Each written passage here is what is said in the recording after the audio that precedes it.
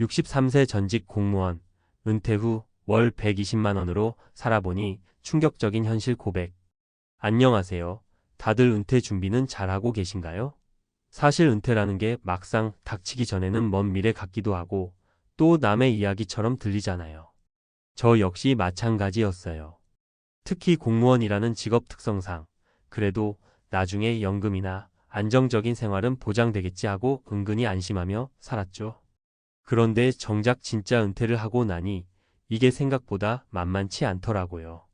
한 달에 딱 120만 원으로 모든 생활비를 맞춰야 한다고 생각해 보세요.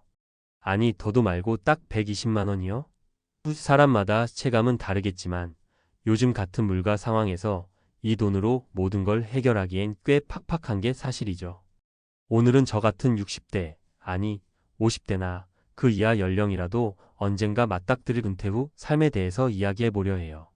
그리고 공무원뿐만 아니라 다양한 직업을 거친 분들 사례도 곁들여 볼게요. 꼭 나도 저렇게 되지 않을까? 라는 불안감보다 아, 저렇게도 살 수 있구나라고 생각해보는 계기가 되었으면 좋겠습니다. 1. 전직 공무원 김씨의 이야기 63세. 우선 제 얘기부터 조금 더 해보겠습니다. 저는 63세 작년에 은퇴했어요. 아시겠지만 공무원 연금이 있다고는 해도 개인적인 대출이나 자녀 결혼 자금 등으로 써야 할 부분이 꽤 많았습니다. 또 나름대로 노후 준비를 해둔다고 적금이나 펀드 같은 걸 들긴 했지만 실질적으로 매달 쓸 수 있는 생활비가 약 120만 원밖에 안 되더라고요.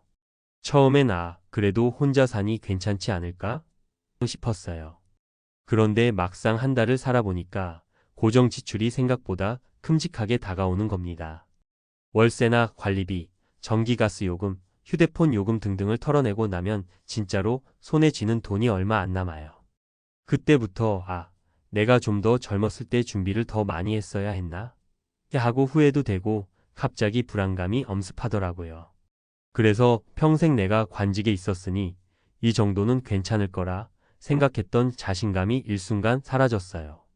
하지만 그래도 괜찮다고 생각하는 건 제가 아직 건강하다는 거예요.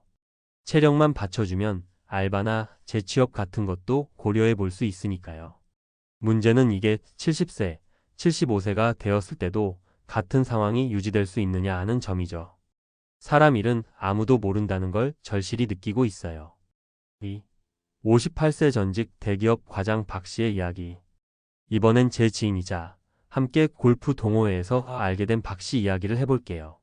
박 씨는 58세 대기업에서 과장까지 하시다가 작년에 구조조정을 당했어요. 난 회사가 나를 끝까지 책임져 줄 줄 알았어 라고 믿고 살았대요.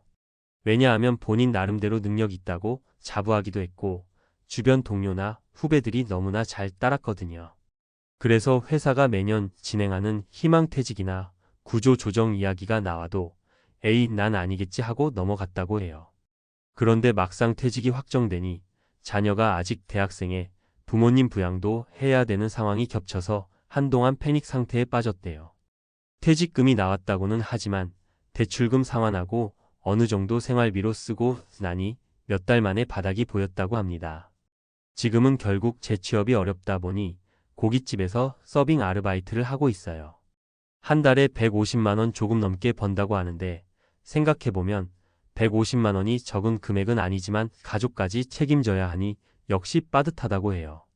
자기가 제일 후회하는 건 내가 더 젊을 때 뭔가 직무 능력을 확실하게 확장하거나 퇴직 후를 대비한 제2의 직업을 미리 배웠어야 했다라는 거예요. 그리고 한편으론 왜 회사만 믿고 있었을까 하는 자책도 있다고 합니다.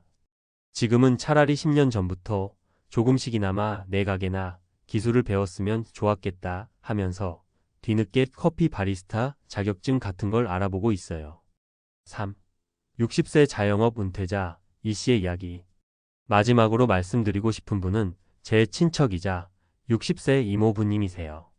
이분은 50대 초반까지 동네에서 꽤나 입지가 있는 음식점을 운영했어요. 장사가 잘 돼서 이 정도면 평생 먹고 사는데 지장 없겠지라는 마음으로 월 매출이 좋을 땐 잘 버는 만큼 그만큼 또 막 쓰기도 했다고 합니다. 그런데 경기 침체가 오면서 매출이 급감했고 코로나 시기를 거치면서 한계가 와서 결국 몇 년 전에 가게를 접었어요. 막상 가게 문을 닫고 나서 은퇴 생활이 시작되니까 정기적인 수입이 0원이더라고요. 그동안 꽤 모은 줄 알았던 예금이나 적금도 인테리어 교체, 원자재비, 직원 월급 등등 가게에 재투자하느라 많이 소진됐죠. 그러다 보니 1년 정도 지낼 자금만 남게 됐다고 해요. 운 좋게 20평짜리 작은 빌라를 가진 덕분에 월세 부담은 없지만 생활비가 한 달에 120만 원도 안 되는 수준이니 고민이 이만저만이 아닙니다. 이모부님이 요새 가끔 하시는 말씀이 매달 나가는 고정비만 줄어도 참 좋겠다 해요. 예전에 자영업이 잘 되던 시절에는 광고를 더 해야 한다. 점포를 늘려야 한다. 대출을 받아서라도 매장을 확장해야 한다. 이런 식으로 확장 전략에 집중했는데 이제 와서 보니 그때 만약 조금 더 단단하게 준비했다면 하는 아쉬움이 크신 모양이에요. 아픈 얘기지만 정말 공감이 되더라고요. 은퇴 준비 지금부터가 시작. 이렇게 전직 공무원인 저 자신, 대기업 과장 출신 박 씨, 그리고 자영업 은퇴자인 이 씨까지 세 가지 이야기를 들려드렸는데요. 혹시라도 아이쿠, 다 남의 일 같지 않아라고 느끼시는 분이 계실지도 모르겠어요. 사실 은퇴가 꼭 60세 이후에만 다가오는 것도 아니고 준비를 잘한다고 해서 100% 성공한다는 보장도 없죠. 그럼에도 불구하고 우리는 늘 언제 어떻게 은퇴할지 모르기 때문에 하루라도 일찍 대비하는 편이 좋다고 믿습니다. 특히 한 달에 120만 원으로 살 수 있나? 이 질문은 실제로 많은 사람들이 하는 고민이기도 해요. 물론 가능할 수도 있습니다.